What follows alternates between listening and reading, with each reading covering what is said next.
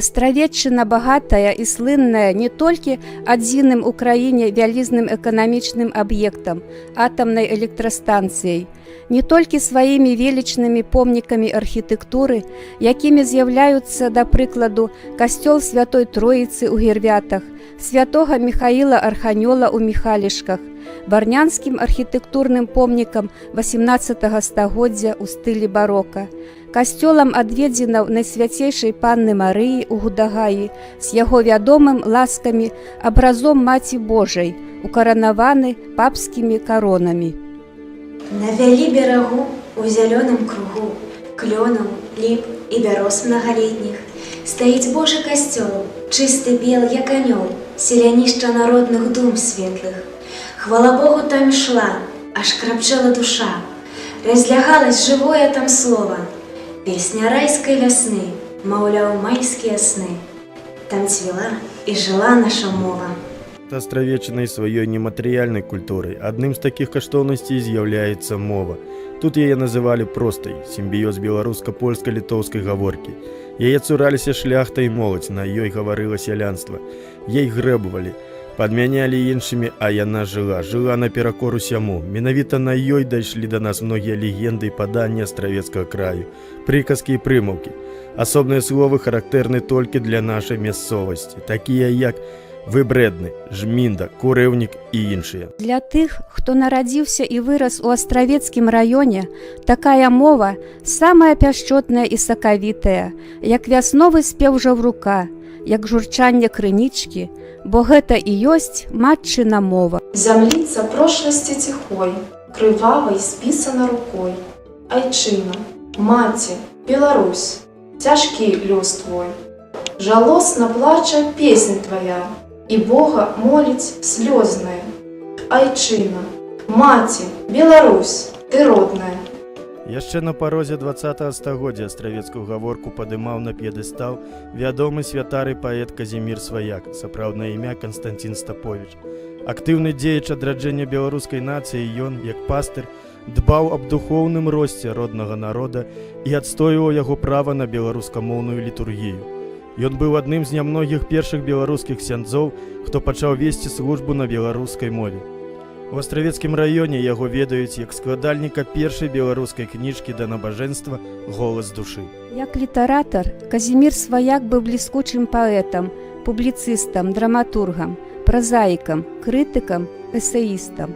У абедзвюх сваіх іпастасях ён выкарыстоўваў беларускую мову, мясцовую гаворку.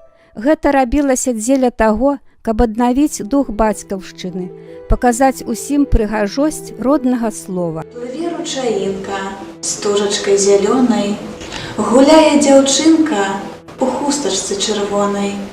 Плыве даліначкай водная дарожка, плача маці з дочкай, паслізнулась ножка. З рэчкі страх з'явіўся, стогне ў моры маўка, дзяцюк ажаніўся, дзяўчо ўжо русалка.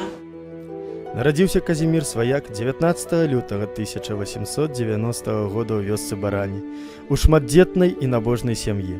Дзяцінства прайшло ў атачэнні прыгожых багатых лясоў і блакітных азёр сарачанскіх караляў.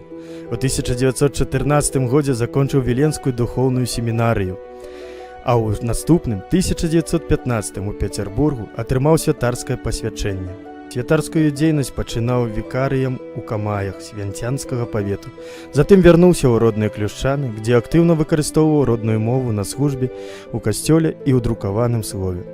Не стала Канстанціна Стаповіча ў 1926 годзе з прычыны хваробы на сухоты. За кароткі перыяд свайго жыцця Казімір Сваяк выпусціў з друку зборнік вершаў «Мая ліра», філасофскі дзённік «Дзея маёй мыслі, сэрца і волі», асобнымі выданнямі выйшлі п'еса «Янка канцавы» і «Купалле».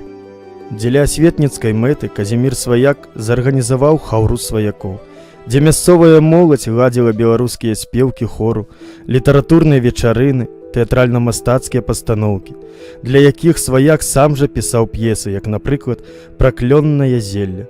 У 1990-е гады на ўздыме нацыянальнай самасвядомасці на беларускамоўную дзейнасць Казіміра Сваяка звярнуў увагу зямляк, літаратуразнаўца, доктар філалагічных навук, прафесар Адам Мальдзіс. Беларускамоўная асветніцкая дзейнасць Казіміра Сваяка шануецца на яго радзіме. У 2010 годзе быў адноўлены радзінны дом Канстанціна Стаповіча, і ў ім адкрыты дом-музей з унутраным убранствам, адпаведным таму часу. Туды маюць магчымасць наведацца турысты, тыя, хто шануе родную мову і актыўна карыстаецца ёй. Глянь кругом, браток мой родны, подзиви наш родный край. Ён багаты, ён прасторны, яму труд ты свой аддай. Беларуская мова лічыцца адной з самых складаных і багатых моў у свеце. Гаворка заўжды несмяротная, бо ў ёй неўміручасць народа. Бо мы беларусы. Мы беларусы! Мы беларусы! Мы белорусы.